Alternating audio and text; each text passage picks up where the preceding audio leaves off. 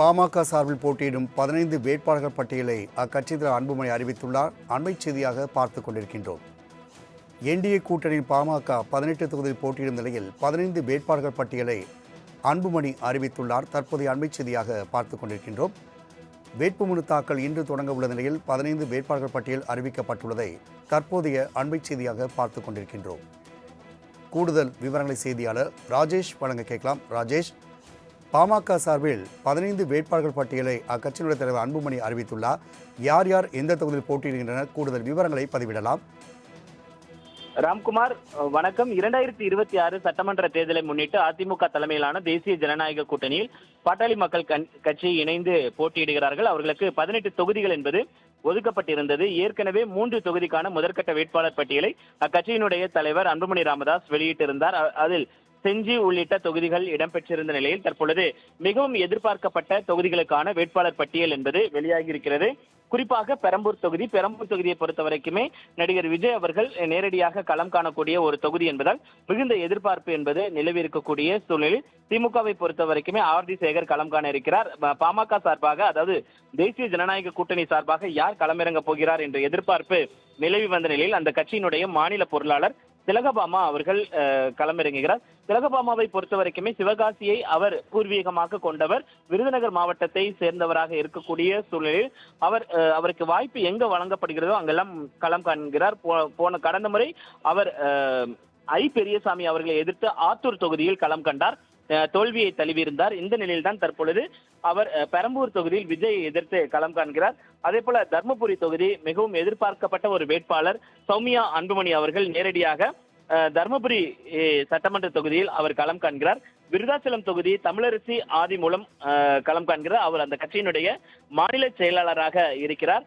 அதே போல சேலம் மேற்கு கார்த்திக் முன்னாள் சட்டப்பேரவை உறுப்பினர், மண்டல ஒருங்கிணைப்பாளராகவும் இருக்கிறார். அதே போல பெண்ணகரம் தொகுதியை பொறுத்த வரைக்குமே ஜி.கே. மணி அவர்கள் இருக்கக்கூடிய ஒரு தொகுதியாக இருக்கக்கூடிய சூழலில் இருவரும் எதிரும் ஒருமாக இருக்கக்கூடிய சூழலில் பெண்ணகரம் தொகுதி யாருக்கு ஒதுக்கப்படும் என்று எதிர்பார்க்கப்பட்ட நிலையில் அந்த கட்சியினுடைய மாநில துணைத் தலைவர் செல்வம் அவருக்கு ஒதுக்கப்பட்டிருக்கிறது. போலூர் தொகுதியை பொறுத்த வரைக்குமே சி.ஆர். பாஸ்கரன் அந்த கட்சியினுடைய மாநில கொள்கை விளக்க அணி செயலாளராக இருக்கிறார். அவர் களம் காண்கிறார். ஏற்கனவே நன்கு பரிச்சயமான ஒருவர், நீதியின் குரல் என்ற ஒரு அமைப்பை தொடங்கி பல்வேறு பணிகளை அவர் மேற்கொண்டு வருகிறார். திருப்பூரூர் தொகுதியை பொறுத்த வரைக்குமே அம்மா மக்கள் முன்னேற்ற கழகத்தினுடைய தகுதி நீக்கம் செய்யப்பட்ட சட்டமன்ற உறுப்பினர் ஏற்கனவே இந்த தொகுதியை கேட்டிருந்த நிலையில் போராடி அதனை பாமகவிற்கு பெற்றுக் கொடுத்திருக்கிறார் அன்புமணி ராமதாஸ். அங்கு வழக்கறிஞர் பாலு செய்தி தொடர்பாளராக இருக்கிறார். பல்வேறு வழக்குகளில் தொடர்ச்சியாக ஊடக அறிமுகமான ஒரு வேட்பாளராக பார்க்கப்படுகிறது. அவர் பல்வேறு சந்திப்புகள், அதே போல பாமக எதிர்கொள்ளக்கூடிய அனைத்து வழக்குகளுமே முதன்மையாக நின்று நடத்தக்கூடிய ஒரு நபராக இருக்கிறார். ஜெயங்கொண்டம் மிகவும் எதிர்பார்க்கப்படக்கூடிய ஒரு தொகுதியாக இருக்கிறது. அங்கு வைத்திய அக்கட்சியினுடைய மாநில இணை பொதுச் செயலாளராக இருக்கிறார். சேலம் வடக்கு எஸ். சதாசிவம், அவர் சதாசிவத்தை பொறுத்த வரைக்குமே அவர் மேட்டூர் தொகுதியில் போட்டியிட்டு வெற்றி பெற்றிருந்த நிலையில் அவர் தற்பொழுது தொகுதி மாறுகிறார். சதாசிவம் சேலம் வடக்கு தொகுதிக்கு போகிறார். அதே போல விக்கிரவாண்டி தொகுதி சிவகுமார் சட்டமன்ற உறுப்பினராக இருக்கிறார். அவர் மீண்டும் களம் காண்கிறார். விக்கிரவாண்டியில் மாவட்ட செயலாளராக இருக்கிறார். சோளிங்கர் அந்த கட்சியினுடைய மாவட்ட செயலாளராக இருக்கக்கூடிய சரவணன் களம் காண்கிறார். மயிலாடுதுறை சீதாமல்லி பழனிசாமி அவர் மாவட்ட செயலாளராக இருக்கிறார். அவருக்கு வாய்ப்பு என்பது வழங்கப்பட்டிருக்கிறது. அதே போல உத்திரமேரூரை பொறுத்த வரைக்கும் அக்கட்சியினுடைய மாவட்ட செயலாளர் மகேஷ்குமார் களம் காண்கிறார். ரிஷிவந்தியம் தொகுதி செலியன் மாவட்ட செயலாளராக இருக்கக்கூடிய செலியன் அவர்கள் களம் காண்கிறார். ஏற்கனவே பல்வேறு அறிவிப்புகள் வெளியாகி இருக்கக்கூடிய சூழ்நிலையில் காட்டுமன்னார் கோயிலில் யார் களம் காண்பார் என்ற அறிவிப்பு என்பது வெளியாகி இருக்கிறது. காட்டுமன்னார் கோயிலை பொறுத்த வரைக்கும் ஒரு நட்சத்திர அந்தஸ்து பெறக்கூடிய ஒரு தொகுதியாக இருக்கிறது. ஏனென்றால் அந்த தொகுதியில் விடுதலை சிறுத்தைகள் கட்சியினுடைய தலைவர் தொல் திருமாவளவன் அவர்கள் நேரடியாக களம் காண இருக்கிறார். கிட்டத்தட்ட 10 வருடங்கள் கழித்து தற்பொழுது நேரடியாக மாநில அரசியலான அந்த சட்டமன்றத்துக்கான தேர்தலில் திருமாவளவன் அவர்கள் களம் காணக்கூடிய சூழ்நிலையில் அவரை எதிர்த்து மருத்துவர் அன்பு சோழன் அவர்கள் அந்த கட்சியினுடைய மாநில மருத்துவர் அணி செயலாளராக இருக்கிறார். அவர் களம் காண்கிறார். ஒட்டுமொத்தமாக ஏற்கனவே 3 தொகுதிகளுக்கான வேட்பாளர் அறிவிக்கப்பட்ட நிலையில் மீதம் இருக்கக்கூடிய 15 தொகுதிகளுக்கான வேட்பாளர் பட்டியலை அன்புமணி ராமதாஸ் அவர்கள் தற்பொழுது வெளியிட்டிருக்கிறார். ராஜேஷ், இதில் பார்க்க போகும்பொழுது நம்மளது பெரம்பூர், விருத்தாச்சலம், காட்டுமன்னார் கோவில் ஆகிய இந்த தொகுதிகளும், அதேபோன்று தருமபுரி, பெண்ணாகரம் என்பது ஒரு முக்கியமாக பாமகவில் அந்த இரு பிரிவுகளாக இருக்கக்கூடிய நிலையில் இந்த தொகுதிகளானது ஒரு முக்கியமாக பார்க்கப்படுகிறது. இதில் அன்புமணி ராமதாஸ் தரப்பில் இப்பொழுது வேட்பாளர் பட்டியல் வருகிறது. அதேபோல் ராமதாஸ் தரப்பில் யார் வேட்பாளர் நிறுத்தப்படுவார் என்ற ஒரு எதிர்பார்ப்பு இருக்கக்கூடிய நிலையில் இந்த தொகுதியில் வெற்றி வாய்ப்புகளை நோக்கி என்னென்ன வியூகங்களை வகுக்க உள்ளார்கள்?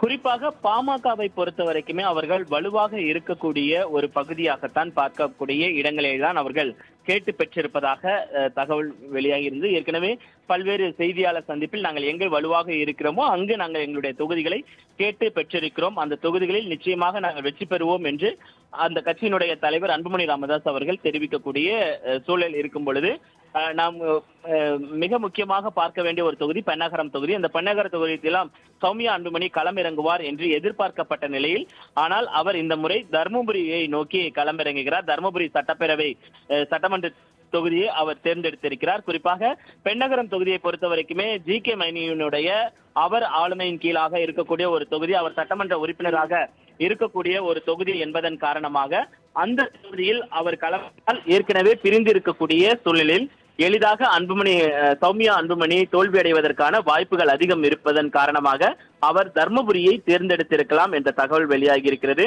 குறிப்பாக பாமகவை பொறுத்த வரைக்குமே இரு அணியினராக செயல்பட்டு வரக்கூடிய சூழ்நிலையில் இரு அணிகளும் குறிப்பிட்ட தொகுதிகளில் வலுவாக இருக்கக்கூடிய சூழ்நிலையில் வெற்றி தோல்வி என்பது நிர்ணயிக்கக்கூடிய ஒரு பகுதிகளாக பார்க்கப்படுகின்றன. அந்த வகையில் பார்க்கும் பொழுது விருதாச்சலம் தொகுதியை பொறுத்த வரைக்குமே பிரேமலதா விஜயகாந்த் நேரடியாக களம் காணக்கூடிய ஒரு நட்சத்திர தொகுதியாக இருக்கிறது. அதே போல காட்டுமன்னார் கோயில் தொல் திருமாவளவன் அவர்கள் நேரடியாக களம் காணக்கூடிய ஒரு தொகுதியாக இருக்கிறது.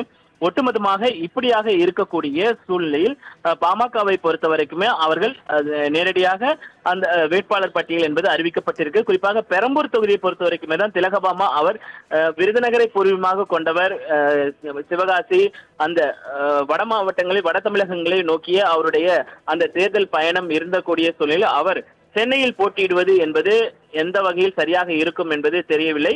ஏனென்றால் சென்னை பொறுத்த வரைக்குமே அதிமுக இங்கு வலுவாக இருக்கக்கூடிய ஒரு சூழ்நிலையில் அந்த தொகுதியில் இவர்கள் பெரம்பூர் தொகுதியை கேட்டு பெறுவது என்பது விஜய்க்கு எதிராக நிற்பது என்பது எந்த வகையில் அவர்களுக்கு ஒரு பலமான போட்டியாக இருக்கும் என்பது தெரியவில்லை.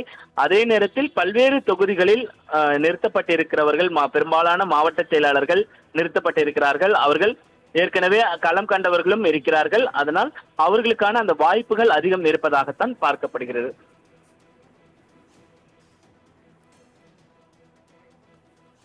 ராஜேஷ், கூடுதல் விவரங்களுக்கு நன்றி.